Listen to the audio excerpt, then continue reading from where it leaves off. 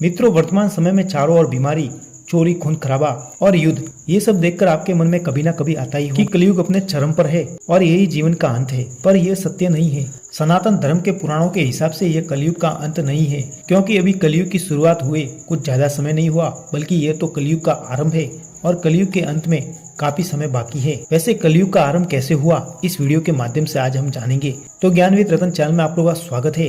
Video को अंत तक जरूर देखें, साथ ही चैनल को सब्सक्राइब कर दीजिए ताकि आपको ऐसी ही पौराणिक जानकारी मिलती रहे। महाभारत की एक कथा के अनुसार जब महाभारत युद्ध समाप्त हो गया और भगवान श्री कृष्ण पृथ्वी पर अपनी भूमिका पूरी करके वैकुंठ धाम चले गए, तब पांडवों का मन इतने रक्त और युद्ध के कारण धरती पर नहीं लग रहा था और सब कुछ त्याग कर मोक्ष की यात्रा पर जाने का निश्चय किया। और पांचों भाइयों ने मिलकर अपना पूरा राजपाट अर्जुन के पौत्र परीक्षित को सौंप दिया और पांडव मोक्ष यात्रा पर निकल गए। अब पूरी पृथ्वी पर केवल राजा परीक्षित का राज था और राजा परीक्षित अच्छे से राजपाट चलाने का प्रयास कर रहे थे। धरती पर से पांडवों और भगवान श्री कृष्ण के चले जाने के बाद एक दिन धरती माता गाय रूप लेकर और धर्म बैल के रूप में बात कर रहे थे। धरती माता कह रही थी कि भगवान श्री कृष्ण वैकुंठ चले गए, अब मुझ पर कलयुग ने अपना कब्जा कर लिया है।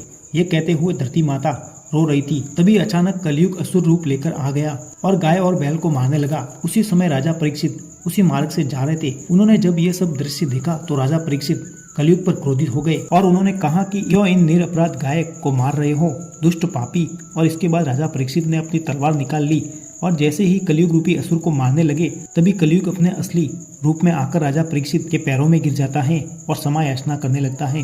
राजा परीक्षित के शरण में आने के कारण राजा परीक्षित ने उसे मारना उचित नहीं समझा और राजा ने कहा, कलयुग तो अपने झूठ, असत्य, पाप, चोरी, कपट, दरिद्रता ये सब लेकर मेरे राज्य से अभी का अभी निकल जा और कभी लौटकर भी मत आना। कलयुग ने राजा परीक्षित की बातों को सुनकर बड़ी ही चालाकी से कहा कि हे राजन, पूरी पृथ्वी पर आपका ही राज है, ऐसे में मुझ पर दया करके पृथ्वी पर रहने का कहीं ना कहीं स्थान प्रदान करावे। ये सब बातें सुनकर राजा परीक्षित ने काफी विचार और सोच समझ कर कहा कि जहाँ पर भी असत्य, मद, काम, क्रोध इन चारों का स्थान है तुम वहाँ रह सकते हो। परंतु कलयुग ने कहा कि यह स्थान मेरे लिए पर्याप्त नहीं है, राजन मेरे लिए कोई अन्य स्थान भी प्रदान करे। कलयुग की बातें सुनकर राजा परीक्षित ने विचार करके 5वां स्थान शरण के रूप में कलयुग को दे दिया। यह स्थान मिलने पर कलयुग खुश होकर वहां से चला गया और अदृश्य रूप में आकर राजा परीक्षित के मुकुट में आकर बैठ गया।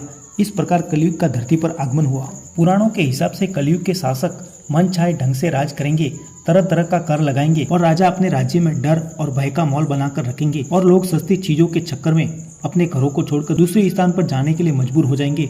धर्म का कोई पालन नहीं करेगा। हर मनुष्य झूठ, कपट, लालच और वासना से भरा होगा। थोड़े से धन के लिए हत्या करना आम बात हो जाएगी। संभोग ही जीवन का लक्ष्य बन जाएगा। लोग मदिरा और अन्य नशीले पदार्थ लेना शुरू कर देंगे।